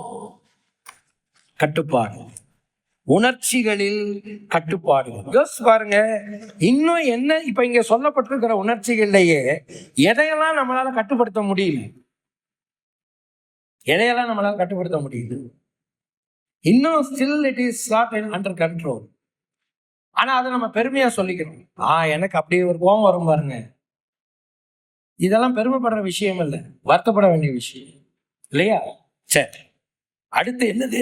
மனம் திரும்புதலின் இறை கட்டுப்பாடு எங்க இருக்கணும்? என்னுடைய சரீரத்தில். என்னுடைய முழு மாம்ச சரீரமும் யாருடைய கட்டுப்பாட்டுக்குள் இருக்கிறது? சொல்லுங்க. கடவுளுடைய கட்டுப்பாடு, இல்லையா? நீங்க இந்த வசனத்தை படிங்களேன். 3வது வசனத்துல என்ன வாசிக்கிறோம்? 4ஆம் அதிகாரம் 3வது வசனத்துல, இப்போதும் கர்த்தாவே என் பிராணனை என்னை விட்டு எடுத்துக்கொள்ளும், நான் உயிரோடு இருக்கிறதை பார்க்கிலும். சாகிறதுன்னு அர்த்தம் என்னது? சரீரத்தை என்ன செய்யறது? கொலை செய்யுது, அப்படிதானே? சரி, சரீரம் யார் கட்டுப்பாட்டுல இருக்கணும்? ஆமா, சரீரத்தை கடவுளுடைய கட்டுப்பாட்டுக்குள்ள கொடுக்கிறவன் என்ன செய்ய விரும்ப மாட்டான்? தானாக சாக. சொல்லுங்க. எனக்கு ஏன் தற்கொலை அதிகமா நடக்குது பாத்தீங்களா? தற்கொலை யாருக்குள்ள நடக்குதுன்னா, யார் தங்களுடைய சரீரத்தை கடவுளின் கட்டுப்பாட்டுக்குள் கொடுக்கவில்லையோ அவர்கள் தங்கள் சரீரத்தை என்ன செய்கிறார்கள்? தாங்களாகவே கொலை செய்கிறார்கள், இல்லையா? அப்புறம் நீங்க 8வது வசனத்தை பாருங்க. 8வது வசனத்துல என்ன வாசிக்கிறோம்? நான் தனக்குள்ளே சாவை விரும்பி, இந்த வார்த்தை படிச்சீங்களா? தனக்குள்ளே சாவை விரும்பி நான் உயிரோடு இருக்கிறதை பார்க்கிலும் சாகிறது. சில நேரங்கள்ல கிறிஸ்தவர்கள் தற்கொலை செய்து கொள்வது ரொம்ப வருத்தமான காரியம். யாரா இருந்தாலுமே மனிதர்கள் தற்கொலை செய்வது ஏற்கத்தக்கதல்ல. ஆனால் ஒரு கடவுளுடைய பிள்ளைகளுக்குள் இந்த எண்ணம் வருகிறது என்றால், உங்களுடைய சரீரத்தை நீங்கள் உங்களுடைய கட்டுப்பாட்டுல தான் வைக்க விரும்புறீங்க. அதை யாருடைய கட்டுப்பாட்டுல நீங்க கொடுக்கல, கடவுளுடைய கட்டுப்பாட்டுக்குள்ள என்ன செய்யலன்னு அர்த்தம், கொடுக்கலன்னு அர்த்தம். உங்க சரீரத்தை உங்க வசதிக்கு நீங்க பயன்படுத்துறீங்கன்னா, எந்த கெட்ட பழக்கத்துக்கோ அல்லது தவறான நடவடிக்கைகளுக்கோ ஏன் சரீரம் நான் எப்படி வேணாலும் பயன்படுத்துவேன் அப்படின்னு நீங்க சொல்றீங்கன்னா, உங்க சரீரம் உங்க கட்டுப்பாட்டுக்குள்ளதான் இருக்குது, யாருடைய கட்டுப்பாட்டுக்குள்ள இல்ல, கடவுளின் கட்டுப்பாட்டுக்குள்ள இல்லை.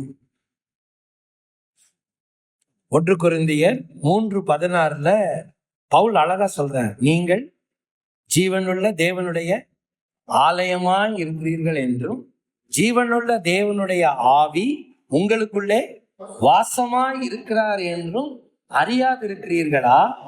ஒருவன் தேவனுடைய ஆலயத்தை கெடுத்தால் அவனை தேவன் கெடுத்து போடுவான். உங்க சரீரத்தின் மேல, என் சரீரத்தின் மேல எனக்கு அதிகாரம் இல்லை. ஏன்? இந்த சரீரத்தை அவர் சிலுவையில ரத்தம் சிந்தி அதை தனக்கென்று என்ன செய்திருக்கிறார் சொல்லுங்க, என்ன செய்திருக்கிறார்? அதை மீட்டு கொண்டிருக்கிறார். அர்த்தமுள்ள ஒரு பாட்டு நம்ம பாடுறோம்ல நம்முடைய திருச்சபைகள்ல, நீ உனக்கு சொந்தம் அல்லவே, மீட்கப்பட்ட பாவி நீ உனக்கு சொந்தம் அல்லவே. என்னுடைய சரீரம் இறை கட்டுப்பாட்டுக்குள் இருக்கிறது என்றால் மனம் திரும்புதலின் வாழ்வை நான் அனுபவிக்கிறேன். இந்த நாட்களிலே உங்களுடைய சரீரம் யாருடைய கட்டுப்பாட்டில் இருக்கிறது, எதோடைய கட்டுப்பாட்டில் இருக்கிறது? யோனா தன் சரீரத்தை தான் இயக்க விரும்புகிறார். அவர் சொல்றாரு, எரிச்சலாய் இருக்கிறது நல்லதோ. 2 தடவை அவர் சொல்றாரு. முதல்ல சொல்றாரு பாருங்க, 4வது வசனத்துல அவர் சொல்றாரு, ஆண்டவர் கேட்கிறாரு, கர்த்தர் நீ எரிச்சலாய் இருக்கிறது நல்லதோ அப்படின்னு கேட்கிறாரு. அப்புறம் திரும்பவும் அவர் கேட்கிறாரு, நீ எரிச்சலாய் இருக்கிறது நல்லதோ. 9வது வசனத்துல பாருங்க, அதுக்கு அவர் என்ன சொல்றாரு, நான் மரண பரியந்தம் எரிச்சலாய் இருக்கிறது நல்லதோ. கொஞ்சம் யோசிக்கலாம். இந்த பிராக்டிக்கலா நீங்க இந்த லென்த்தை வந்து if you want to make that in meaningful way, இதெல்லாம் நீங்க யோசிக்கணும். என் உணர்ச்சிகள் இறை கட்டுப்பாட்டில் இருக்கிறதா? என்னுடைய சரீரம் இறை கட்டுப்பாட்டில் இயங்குகிறதா? அல்லது நான் அதை கட்டுப்படுத்த விரும்புகிறேனா? இல்லையா? சரி, மனம் திரும்புதலின் இறை கட்டுப்பாடு. கடைசியாக நான் சொல்லியிருக்க பாயிண்ட் என்னது? நீங்க இந்த பாயிண்ட பாருங்க. என்னது? சத்தமா சொல்லுங்க. மதிப்பீடுகள், வேல்யூஸ். உன்னுடைய மனம் திரும்புதலின் வாழ்க்கை இட் ரிவீல்ஸ் யுவர் வேல்யூஸ். நீ கடவுளால் மீட்கப்பட்ட மனிதனாய் இருப்பாய் என்றால் அது உன்னுடைய மதிப்பீடுகளில் வெளிப்படும். ரொம்ப ஒரு நல்ல தமிழ் வார்த்தை, இதை விட ஆழமான தமிழ் வார்த்தை விழுமியங்கள் அப்படின்னு சொல்றாங்க. இதை விட ஒரு அடுத்த வார்த்தை விழுமியங்கள். இப்ப வந்திருக்கிற ஒரு வார்த்தை, ஆனா அது நமக்கு யாருக்கும் புரியாது. அதனாலதான் அந்த மதிப்பீடுன்ற வார்த்தையை போட்டேன். சார், நீங்க கடவுளுடைய பிள்ளைகளா இருக்கிறீங்க, கடவுளுடைய மனம் திரும்புதலின் வாழ்க்கைக்கு உங்களை ஒப்பு கொடுத்திருக்கீங்கன்னா, ஸோ உங்களுடைய வேல்யூஸே வந்து டிஃப்ரெண்டா இருக்கணும். உங்களுடைய மதிப்பீடுகளை வச்சே நீங்க யார்கிட்ட இருக்கிறீங்கன்றத முடிவு பண்ணிடலாம். இப்ப இவனுடைய வேல்யூ என்னன்னா, ஆண்டவர் அவன்கிட்ட கேட்கிறாரு, எப்பா உனக்கு எது பெருசா தெரியுது? கீழே என்ன போட்டிருக்க? இப்ப இவருக்கு எது பெருசா தெரியுது? சத்தமா சொல்லுங்க. ஆமனுக்கு. 9வது வசனத்தை பாருங்க. அப்பொழுது தேவன் யோனாவை நோக்கி, நீ ஆமனுக்கு நிமித்தம் எரிச்சலா இருக்கிறது நல்லதோ? இல்லையா? ஆண்டவர் சொல்றாரு, நீ பிரயாசப்படாததும் நீ வளர்க்காததும் ஒரு ராத்திரியிலே முளைத்ததும் ஒரு ராத்திரியிலே அழிந்து போனதுமான ஆமணக்குக்காக நீ your values are only for the perishable things.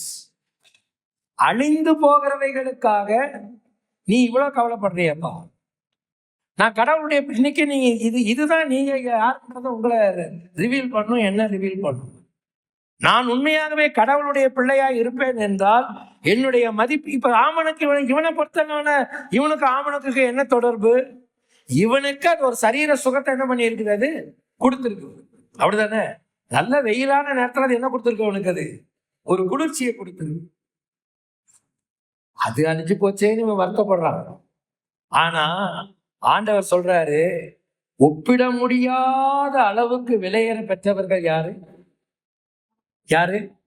ஆத்துமாக்கள். இல்லையா? கடைசி வசனத்தை பாருங்க. வலது கைக்கும் இடது கைக்கும் வித்தியாசம் அறியாத 120,000 பேருக்கு அதிகமான மனுஷரும் அநேக மிருக ஜீவன்களும் இருக்கிற மகா நகரமாகிய நினிவேவுக்காக நான். வலது கைக்கும் இடது கைக்கும் வித்தியாசம் அறியாதன்னு அர்த்தம் என்ன தெரியுங்களா?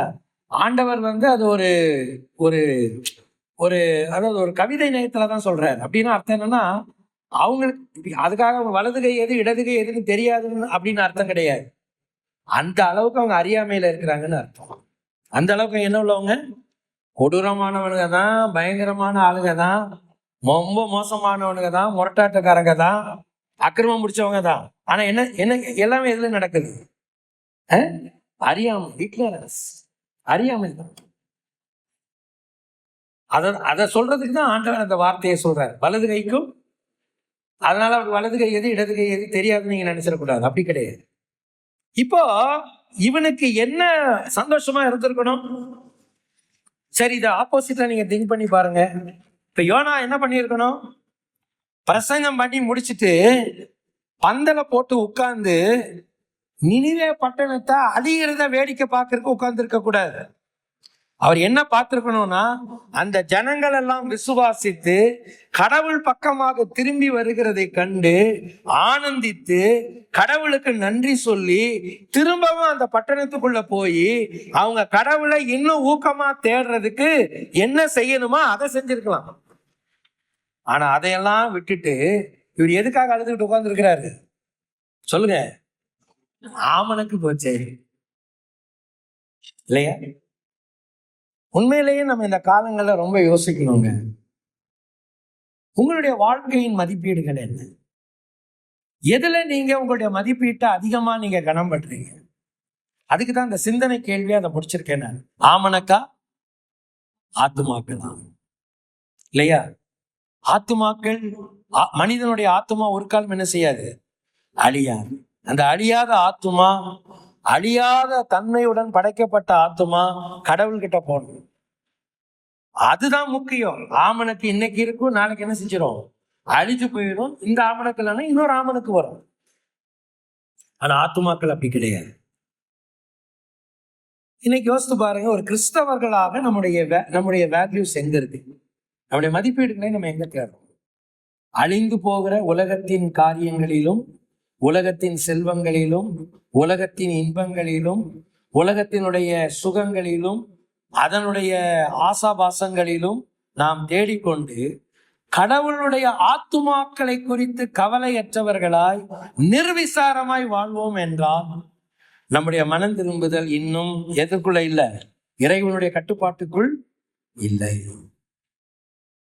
இந்த லெந்து காலங்கள் உண்மையிலேயே இந்த சிந்தனைகளை உங்களுக்குள்ளே வளர்க்க வேண்டும். 3 காரியம் பார்த்தோமா? முதல் காரியம் என்ன? இந்த நாட்கள்ல பொதுவா எனக்குள்ள என்ன நடக்கணும்? மனம் திரும்புதல்.